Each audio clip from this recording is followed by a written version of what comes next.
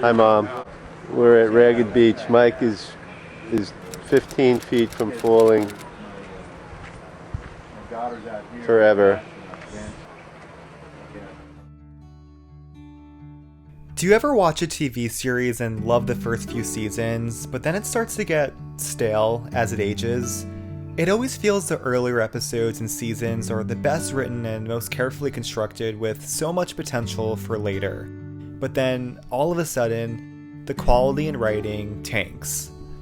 It seems to work that way with life, too. Generally, our childhood years are our best and we don't have to try that hard to make life good. It just is working. And you know what sucks about getting older? Feeling like time is slipping away from you and realizing that you're not able to stop it. There's no pause button, there's no rewind, there's only forward. And as you age, it feels like fast forward, and it becomes increasingly difficult to keep the writing fresh and intact. Here's Michael's 4th birthday. 1 minute you're 4 years old, the next you're a teenager, and then all of a sudden you're in the real world trying to figure it all out. I spent most of my teens and 20s with script all over the place and in a rut, just like real life writer's block. And you want to hit stop, but don't want to give up on something you once loved. And this is the case for so many people's stories. Once we've lived the good parts, we now have to keep things going no matter what. It's like when the writers want to take risks and new directions, but the studio says no. Stick to what already works, and in real life terms, known as the comfort zone. This causes the writer to lose passion, stick to redundant storylines, and add in unwanted side characters that do nothing but drag the story down. And for me, those side characters were fear and sadness.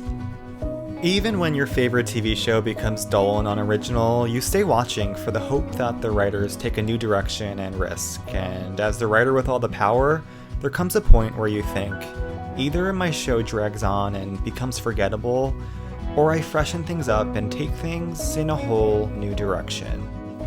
Moving across the country alone feels like this.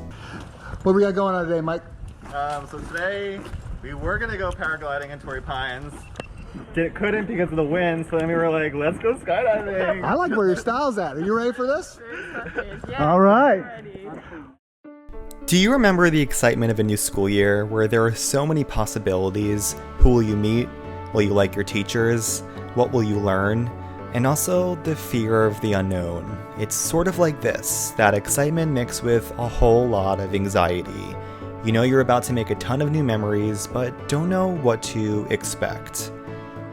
Moving across the country alone makes you feel a lot of things at once. The guilt of leaving your friends and family, the uncomfortable, unfamiliar setting, and navigating the unknown. The fear of failing, and only lasting a brief moment before packing up and moving back home is probably the most scary feeling. The fear of not easily being able to crawl back to your comfort zone and needing to acclimate to a whole new environment can feel overwhelming. But it also feels liberating. Because that leap, that jump, that's what proves your strength, determination, and ambition to write the next chapter. And once you make the jump, well, there's really no going back, is there?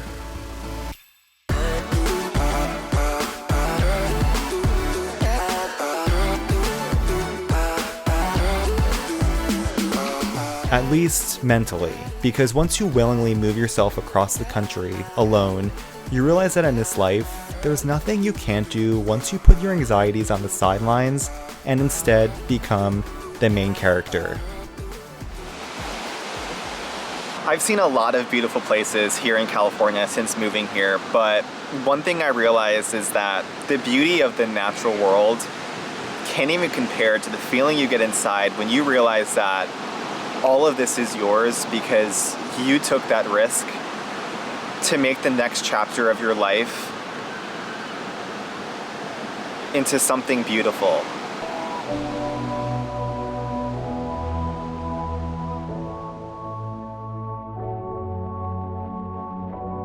You know I got your number all night. I can remember the first time I took this board out when I moved here, and I was like, yeah, I think I made the right choice. I wanna put you into the spotlight. If you only know what you've been holding back. Heart attacks every night. Oh, you know it's not right. I will follow you way down wherever you may go. Once you realize that you're the writer and director of your own life and have the strength to take risks, not knowing if it'll be a success or failure, those are the shows you keep watching, because you can't wait to see what happens next. And while you can't relive your favorite episodes and seasons, it's something you'll never forget. Life is like a TV show. It may start out great and then get stuck in a rut before peaking. It may start out bad and then get great. But what you have to realize is that you're the writer and the director, and you call the shots. This is literally what they call cotton candy stacks. We're here in the desert.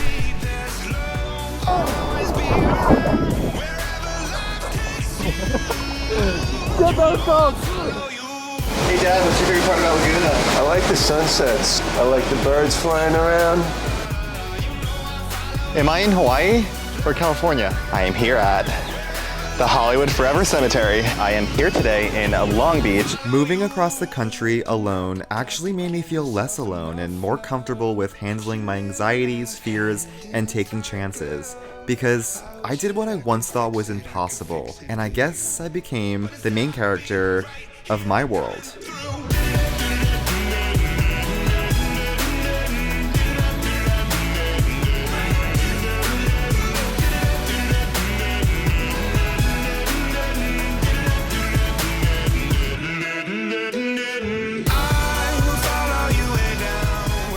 One of my favorite quotes of all time is said by George Adair, where he states, "Everything you've ever wanted is on the other side of fear." And it couldn't be more true, because once you're brave enough for that next step, that jump into the unknown, everything starts to play out exactly like it should. And it no longer becomes a show you want to watch, but a show you instead want to experience. And experiencing it feels so damn good.